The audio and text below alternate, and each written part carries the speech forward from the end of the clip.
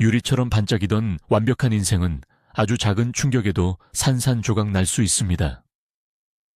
강남의 상징과도 같았던 박서연에게 그 순간은 서울의 야경이 무심하게 빛나던 어느 겨울밤에 찾아왔습니다. 이것은 한순간에 모든 것을 잃은 여자가 자신의 삶을 되찾기 위해 맞서 싸우는 배신과 생존, 그리고 추악한 덱에 대한 이야기입니다. 과연 그녀는 진실의 끝에서 무엇을 마주하게 될까요? 박서연은 모두가 부러워하는 삶을 살고 있었습니다. 유능한 보안 컨설팅 회사 대표인 남편 강민준, 그리고 눈에 넣어도 아프지 않을 딸 하윤. 서울의 심장부인 강남의 최고급 주상복합 아파트는 그녀의 성공적인 삶을 증명하는 성체와도 같았죠. 하지만 그 화려한 성벽은 서연의 희생으로 쌓아 올린 것이었습니다. 촉망받던 자신의 커리어를 포기하고 오직 남편의 성공을 위해 완벽한 아내, 완벽한 엄마로 살아왔습니다. 그녀는 남편의 야망이 곧 자신의 행복이라 믿었습니다. 하지만 그 믿음이 얼마나 허망한 것이었는지 깨닫는 데는 그리 오랜 시간이 걸리지 않았습니다. 그날은 남편 강민준의 회사 창립 기념일이었습니다. 서연은 감기에 걸렸다는 핑계로 행사에 불참했지만 남편을 놀라게 해주고 싶은 마음에 몰래 선물을 들고 파티가 열리는 호텔로 향했습니다. 화려한 샹들리에 아래 성공한 사람들 특유의 활기로 가득한 연회장을 가로질러 남편을 찾았습니다. 그리고 그녀는 보았습니다. 통유리로 된 흡연실 안, 차가운 도시의 불빛을 배경으로 남편이 젊은 여직원과 깊게 입을 맞추고 있는 모습을. 여자의 새빨간 드레스가 서연의 시야를 불태우는 듯 했습니다. 세상의 모든 소리가 사라지고 시간이 멈췄습니다. 서연의 완벽했던 세계가 무너져 내리는 순간이었습니다. 집으로 돌아오는 차 안은 얼음장처럼 차가웠습니다. 민주는 아무렇지 않다는 듯 운전을 했고 서연은 입을 굳게 다문 채 창밖만 바라보았습니다. 수만 개의 불빛이 눈앞에서 번져나갔지만 그녀의 세상은 이미 암흑이었습니다. 강남의 아파트는 더 이상 아늑한 보금자리가 아니었습니다. 차갑고 낯선 공간, 모든 가구와 장식품이 그녀를 조롱하는 듯 했습니다. 민주는 대수롭지 않다는 듯 말했습니다. 그냥 한번 실수한 거야. 비즈니스를 하다 보면 어쩔 수 없는 일도 있어. 당신은 현명하잖아. 이런 일로 우리 가정을 망가뜨릴 거야? 그의 목소리에는 미안함 대신 오만함이 가득했습니다. 서연은 그 순간 깨달았습니다. 이곳은 더 이상 그녀의 집이 아니라는 것을. 서연이 이혼을 언급하자 민준의 표정은 차갑게 굳어졌습니다. 그는 와인잔을 내려놓으며 비웃듯이 말했습니다. 이혼? 뭘로 먹고 살려고? 당신 나 없으면 아무것도 아니잖아. 경력도 모아둔 돈도 없이. 하윤이는 누가 키울 건데. 법정 가면 내가 무조건 이겨. 당신은 딸을 제대로 키울 능력조차 없다는 거 내가 증명할 수 있어. 그 말은 비수처럼 서연의 심장에 박혔습니다. 지난 20년간의 헌신은 한순간에 무가치한 것이 되어버렸습니다. 그는 사랑했던 남편이 아니라 자신의 모든 것을 앗아가려는 적이었습니다. 공포가 온몸을 휘감았지만 그와 동시에 분노가 끓어올랐습니다. 딸만큼은 빼앗길 수 없었습니다. 그날 밤 서연은 잠든 하윤의 얼굴을 보며 결심을 굳혔습니다. 민준이 잠든 틈을 타 그녀는 최소한의 짐을 챙기기 시작했습니다. 옷가지를 가방에 쑤셔 넣는 손이 가늘게 떨렸습니다. 앨범 속에서 웃고 있는 젊은 시절의 자신을 보았습니다. 민준을 만나 설레던 20살의 박서연. 그녀는 지금의 자신을 상상이나 할 수 있었을까요? 한때 사랑과 행복으로 가득했던 이 집의 모든 것이 이제는 그녀를 옥죄는 감옥처럼 느껴졌습니다. 그녀는 챙겨둔 비상금과 차 키를 들고 조용히 하윤을 깨웠습니다. 지금 당장 떠나야 했습니다. 이 지옥 같은 곳에서 단 한순간도 더 머무를 수 없었습니다. 새벽에 차가운 공기를 가르며 차는 서울을 빠져나갔습니다. 잠에서 깬 하윤은 어리둥절한 표정으로 물었습니다. 엄마, 우리 어딜까? 아빠는? 서연은 차마 진실을 말할 수 없었습니다. 응, 우리 잠시 여행 가는 거야. 아빠는 일이 많아서 나중에 올 거야. 백미러로 점점 작아지는 강남의 스카이라인을 보며 서연은 눈물을 삼켰습니다. 경기도 양평, 부모님이 남겨주신 낡은 시골집이 있다는 것만이 유일한 희망이었습니다. 한 번도 가본 적 없는 미지의 장소. 그곳에서 새로운 삶을 시작할 수 있을지, 아니 버텨낼 수 있을지조차 알 수 없었습니다.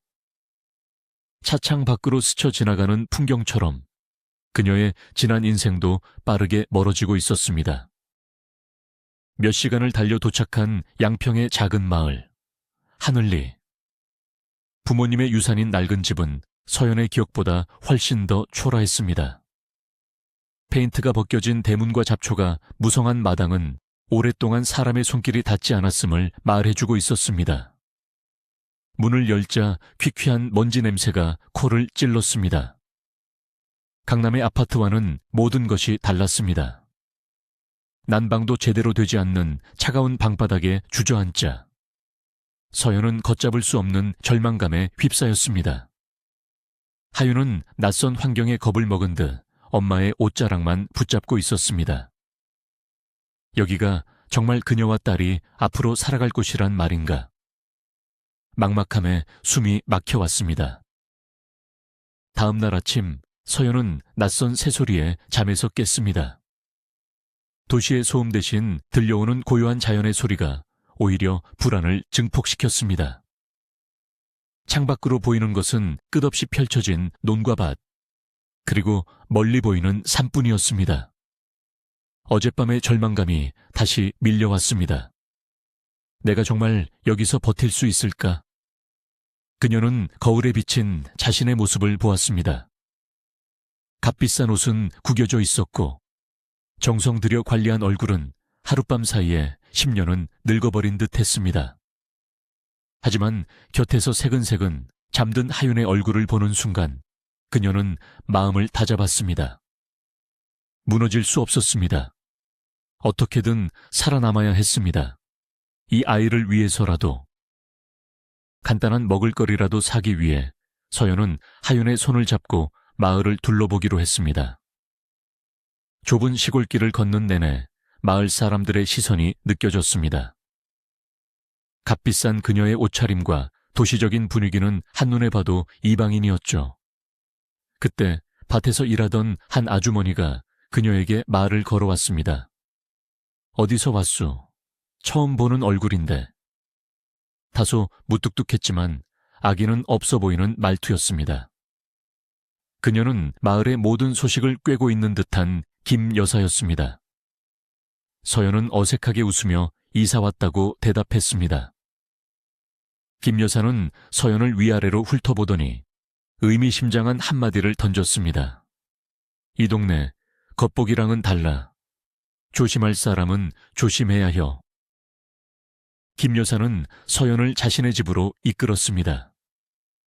따뜻한 보리차를 내어주며 그녀는 마치 오래된 이웃처럼 마을의 소식들을 쏟아냈습니다. 그리고는 목소리를 낮추며 경고했습니다. 저기 강 건너 혼자 사는 이현우라는 총각, 절대 가까이 하지 마. 지 마누라를 죽이고 빵에 갔다 온 놈이야. 그리고 마을 끝에 사는 한소희라는 처자도 이상해. 넋이 나간 사람처럼 돌아다니는데 밤마다 이상한 차들이 그 집 앞에 서더라고. 김 여사의 이야기는 서연의 마음을 더욱 무겁게 만들었습니다. 조용하고 평화로워 보이는 이 시골 마을에도 어두운 비밀이 도사리고 있었습니다. 어쩌면 서울보다 더 위험한 곳에 온 것일지도 모른다는 불길한 예감이 들었습니다. 집으로 돌아오는 길, 서연은 김 여사가 말한 이현우라는 남자의 집 앞을 지나게 되었습니다. 그는 마당에서 묵묵히 장작을 패고 있었습니다. 소문 속의 살인자라고는 믿기지 않을 만큼 그의 등은 깊은 슬픔과 고독으로 가득 차 보였습니다. 무심코 그와 눈이 마주쳤습니다. 그의 눈은 놀라울 정도로 맑고 깊었습니다. 서연은 당황해서 황급히 고개를 돌렸습니다. 하지만 그의 눈빛이 뇌리에서 떠나지 않았습니다. 정말 저런 눈을 가진 사람이 아내를 죽일 수 있을까? 서연은 처음으로 김 여사의 말에 의심을 품었습니다. 이 마을은 보이는 것이 전부가 아닐지도 모릅니다. 새로운 환경에 적응하는 것은 하윤에게도 힘든 일이었습니다. 아이는 매일 밤 아빠를 찾으며 울었고 서울의 친구들을 그리워했습니다. 서연은 그런 딸을 볼 때마다 가슴이 미어졌습니다. 어느 날 저녁, 하윤이 물었습니다. 엄마, 우리 이제 아빠 영영 못 봐. 내가 뭘 잘못해서 그래? 그 순진한 물음에 서연은 아무 대답도 할 수 없었습니다.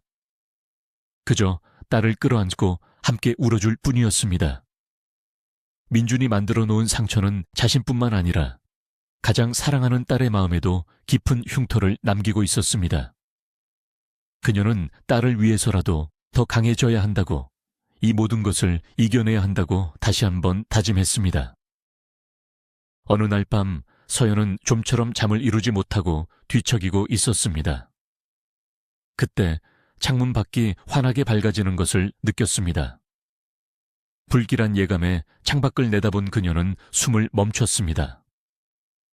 마을 끝 김 여사가 말했던 한소희라는 여자의 집이 시뻘건 불길에 휩싸여 있었습니다.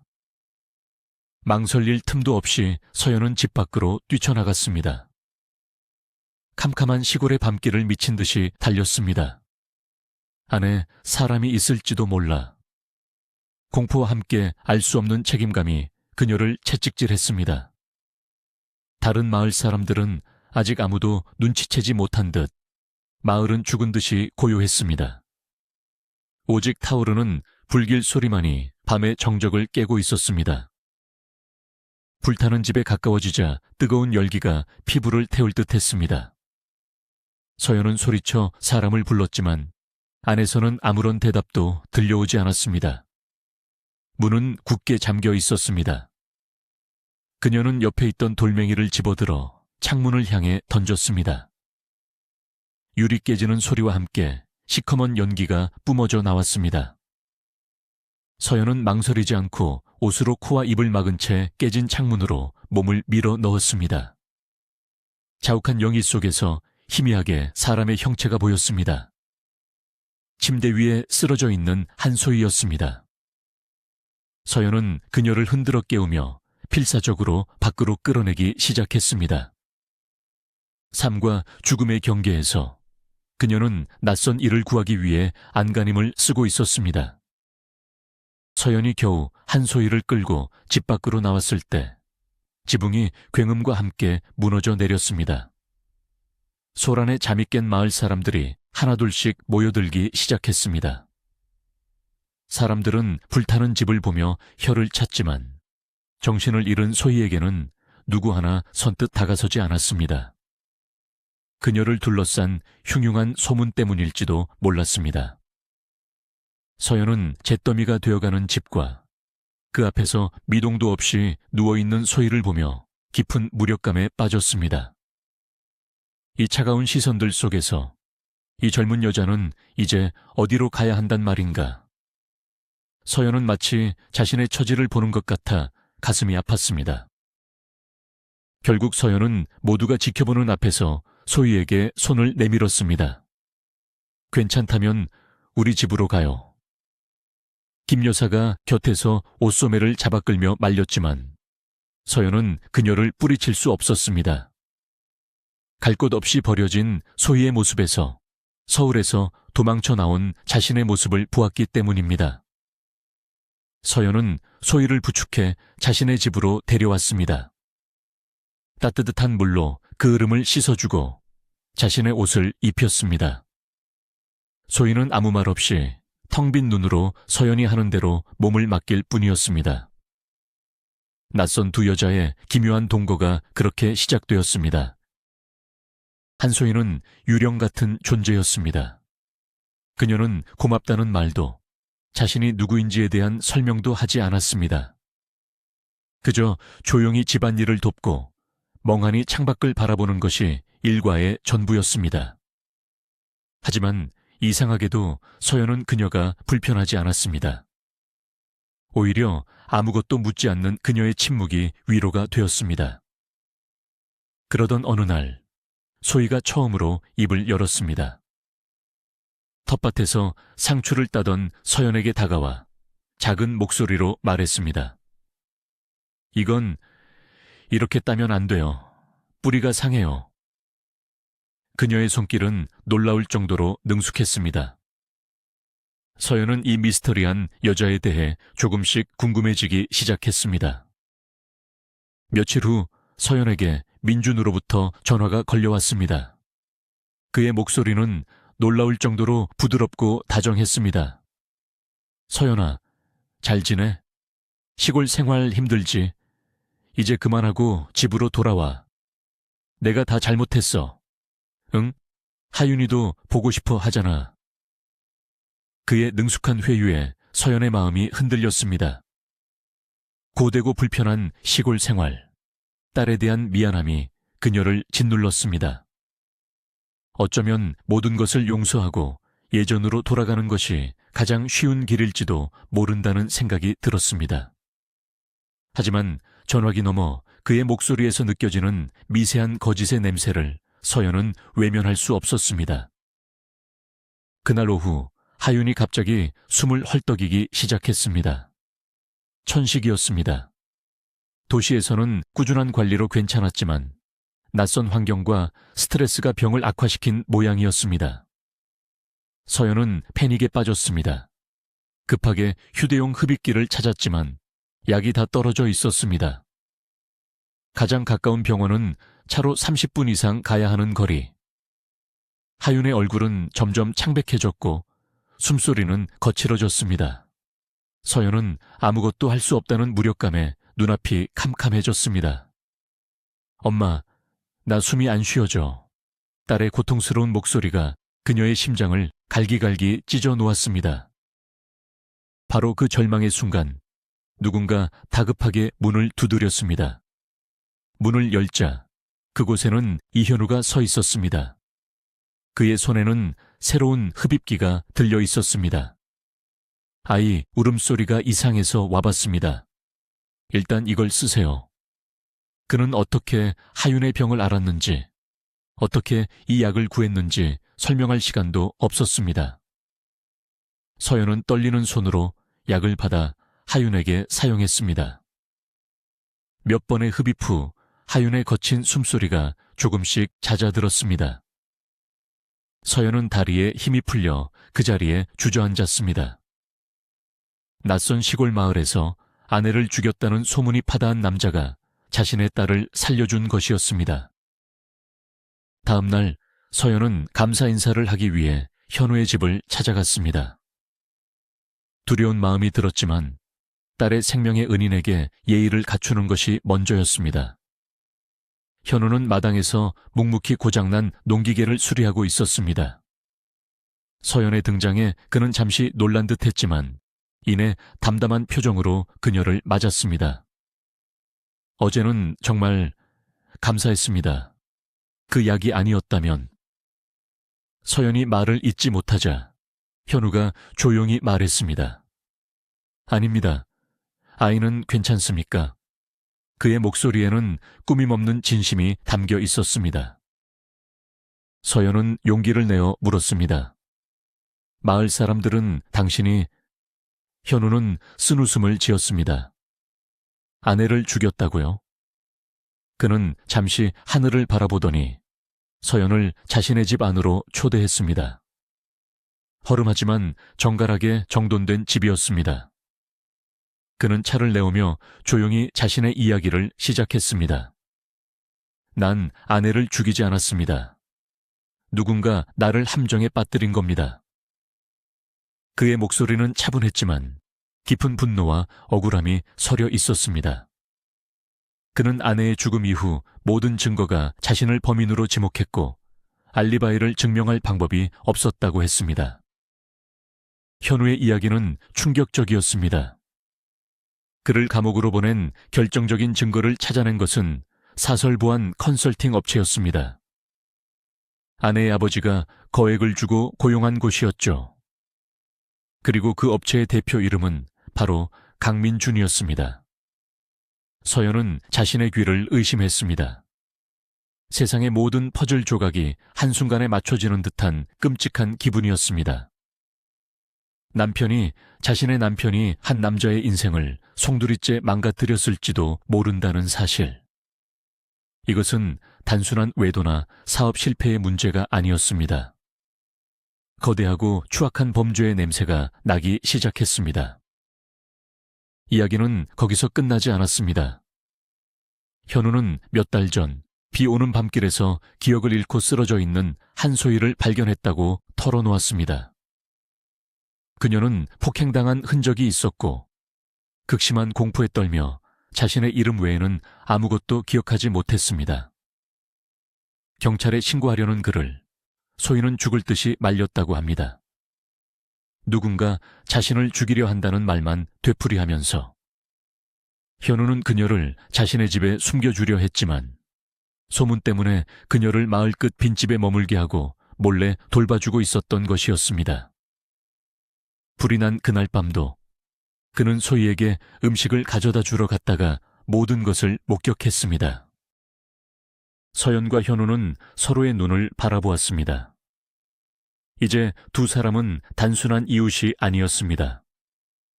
강민준이라는 거대한 악연으로 얽힌 운명 공동체였습니다.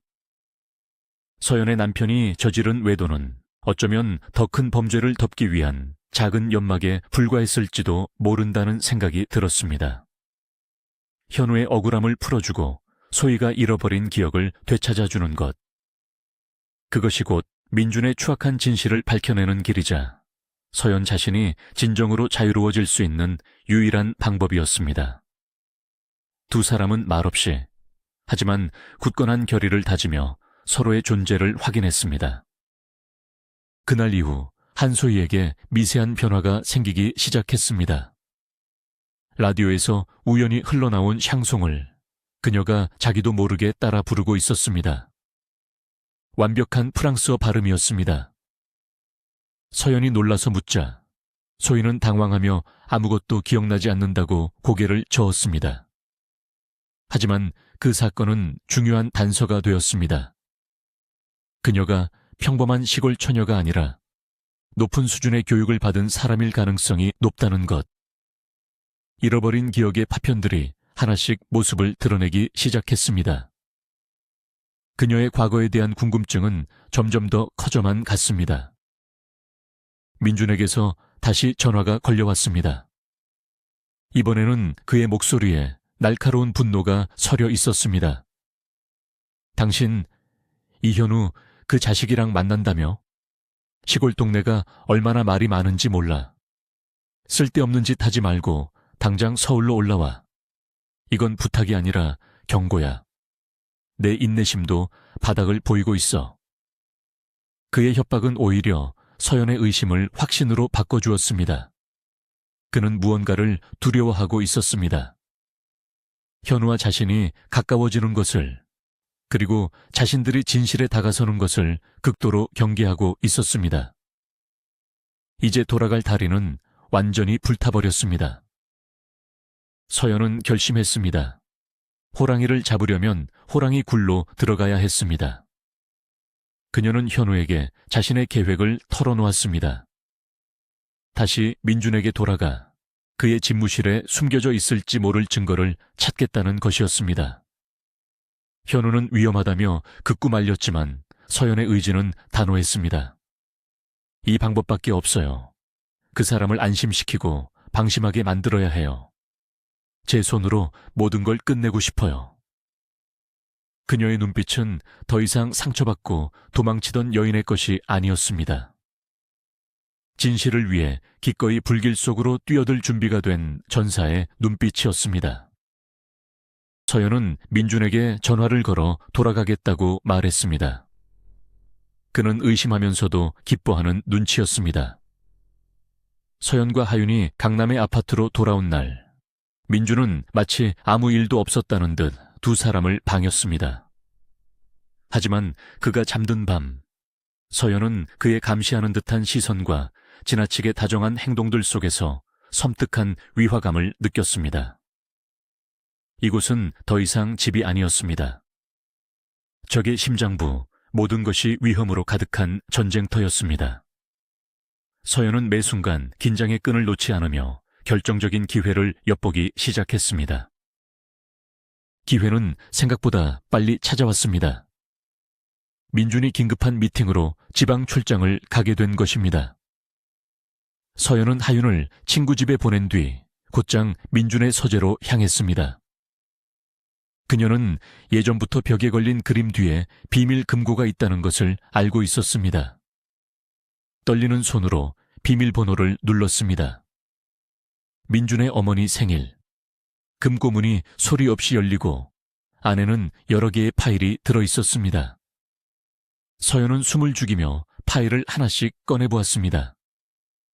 그곳에는 상상조차 할 수 없었던 남편의 추악한 범죄 기록들이 고스란히 담겨 있었습니다. 파일 안에는 이현우의 사건 파일이 있었습니다. 조작된 증거와 거짓 증언들, 그리고 한소희라는 이름이 적힌 또 다른 파일. 그 안에는 그녀의 신상 정보와 함께 처리 대상이라는 끔찍한 단어가 적혀 있었습니다. 한소희는 민준의 범죄에 연루된 인물을 유혹하여 함정에 빠뜨리는 역할을 하다가 너무 많은 것을 알게 되어 제거될 뻔했던 것이었습니다. 모든 진실을 알게 된 서연은 온몸이 부들부들 떨렸습니다. 그때 현관문이 열리는 소리가 들렸습니다. 출장을 갔던 민준이 돌아온 것이었습니다. 그는 서재 문 앞에 서서 금고를 열어젖힌 서연을 차가운 눈으로 바라보고 있었습니다. 민준은 괴물처럼 변해 서연에게 달려들었습니다. 격렬한 몸싸움 끝에 서연은 증거 파일을 들고 필사적으로 아파트를 빠져나왔습니다. 그녀는 무작정 차를 몰아 양평으로 향했습니다. 그곳만이 유일한 안식처였습니다. 하지만 민준은 끈질기게 그녀를 추격해왔습니다. 그날 밤 민준이 시골집에 들이닥쳤고 모든 것을 기억해낸 소희와 현우, 그리고 서연은 마지막 사투를 벌였습니다. 결정적인 순간 서연이 미리 연락해둔 경찰이 들이닥쳐 민준과 그의 일당을 모두 체포했습니다. 놀랍게도 민준의 몰락에 결정적인 역할을 한 것은 그의 내연녀였던 최유라였습니다. 그녀는 경쟁사에 의해 심어진 스파이였고 민준의 모든 범죄 증거를 넘겨 그의 제국을 한순간에 무너뜨렸습니다. 결국 그의 배신이 그 자신을 파멸로 이끈 셈이었습니다. 1년 후 현우는 무죄를 선고받았고 소희는 의과대학에 복학해 새로운 삶을 시작했습니다. 서연은 딸 하윤과 함께 양평의 작은 마을에서 진정한 평화를 찾았습니다. 그녀는 더 이상 강남의 화려한 인형이 아니었습니다. 모든 것을 잃고 나서야 비로소 자기 자신으로 살아가는 법을 배운 강인한 한 사람이었습니다. 오늘 이야기가 여러분의 마음에 깊은 울림을 주었기를 바랍니다. 이야기가 마음에 드셨다면 좋아요와 구독을 눌러주시고 여러분의 생각을 댓글로 남겨주세요. 만약 당신이 서연이었다면 어떤 선택을 했을 것 같나요?